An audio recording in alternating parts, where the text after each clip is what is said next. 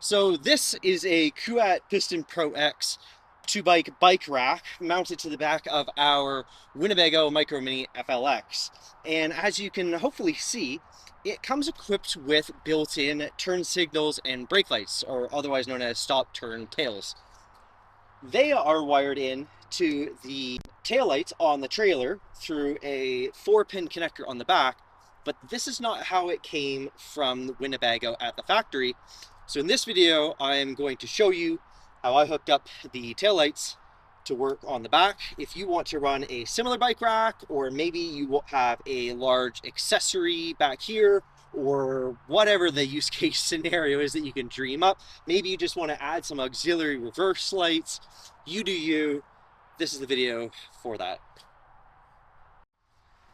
So the system consists essentially of two components. There is the female 4-pin connector here, and there is the mounting block that you see here. I also did go to my local Princess Auto, which is like the Canadian Harbor Freight, and I got some nice wiring loom to tie it in.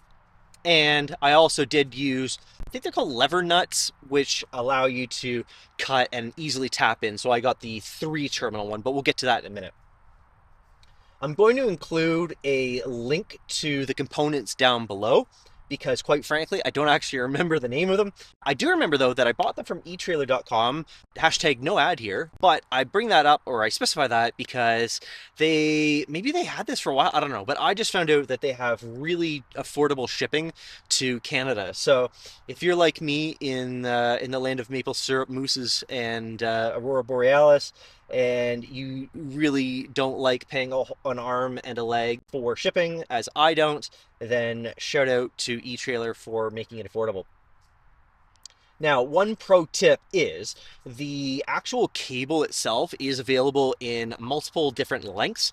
I bought the longest one possible because it was something like $1.50 more, but you never really know where you might end up needing that extra length of wire. So I recommend doing the same, and then if worse comes to worse, you just have a whole bunch of extra trailer wire left over, and that's never a bad thing to have. Okay, so I knew that in the brake lights we were going to have wiring, and my initial plan actually was to kind of like run the cables maybe up and inside and remove a wall or something like that. I really wasn't sure, but what I did was I started by removing this brake light and cleaning up the caulking that was around and behind it.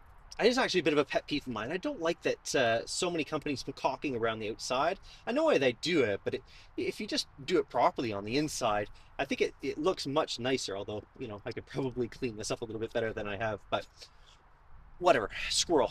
So I removed the brake light, and attached to the brake light, obviously, are wires, and I jiggled the wires, and I actually heard the wires jiggling down underneath the body of the trailer. And don't worry, I'll bring it down here in a second. But what I was able to do is reach in and actually grab the wires physically. So hopefully, if you have a Winnebago Micro Mini FLX as we do, and probably the Micro Minis as well, hopefully I can save you the step of having to remove your brake light, because you'll need some caulking to come back and to reseal this in so that there's no water ingress into the wall system. And hopefully you can just come and access it from down here. So I'll show you that now. All right, so we find ourselves just ahead of the rear of the trailer, and if I was to reach in here underneath this tarp-like material, I actually have my fingers on it and I'm just trying to collect all the wires, but essentially I can come in and I can access all these wires.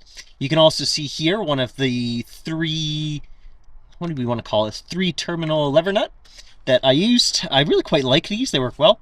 There is one cable in here that is really quite tight, so I'm not going to go ahead and pull them all out, but you can see that that they're very readily accessible just on the inside here. So this wiring loom, actually all it does, it goes in and it terminates.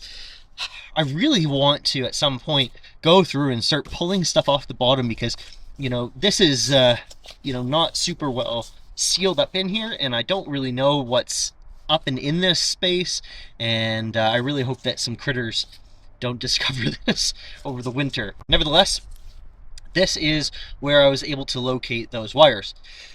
On the wires, that's a bit of a different situation that we'll take a step back for. All right, so I have to resort to my cheat sheet here, and I think you'll see why in a second. So trailer wiring, believe it or not, actually has a color-coded system to it. Brown is your right turn signal and right brake light. Red is your left turn signal and brake light. Green is your daytime running, and white is your ground.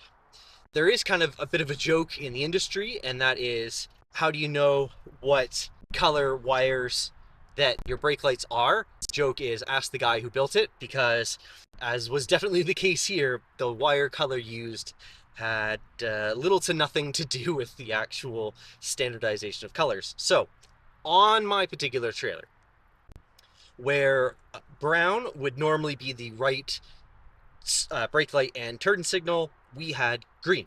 Where red was normally the left, we had yellow, an uncommon color here. Green for daytime running was brown, and white for ground, miraculously, was actually white. Take that with a backup truck, pickup dump truck full of salt, because who knows if that's standardized. I think that's an easy point of improvement for manufacturers, particularly Winnebago, to work on. I don't expect manufacturers to build their products with like aftermarket support and modifications in mind. I think that would be asking too much. But from a serviceability and repair perspective, especially, you know, at night or something like that, where maybe something bounced up and somehow it interfered with the brake lights. I don't know. You can think of 101 different scenarios, but if you're just trying to fix your trailer, your product, then I don't know. I feel like I shouldn't be asking too much for the, you know, the wiring to correspond. What really should be done is you can get machines that will actually like either print or like laser onto the wire itself what it actually does. Like, that would be brilliant, because if you opened up a wall or underneath or whatever and you saw a wire like, oh, what's this do, it could actually be printed right on the side of it, you know, brake light or stop light or, you know, bathroom light or whatever. I mean, imagine that day. And that technology exists. I just, you know, it costs some amount of money, and, you know, or maybe no one's thought of it in this particular application or setting. I don't know. It is what it is. But that is that list represented quite a bit of troubleshooting, but I was able to eventually figure it out and tap into it accordingly.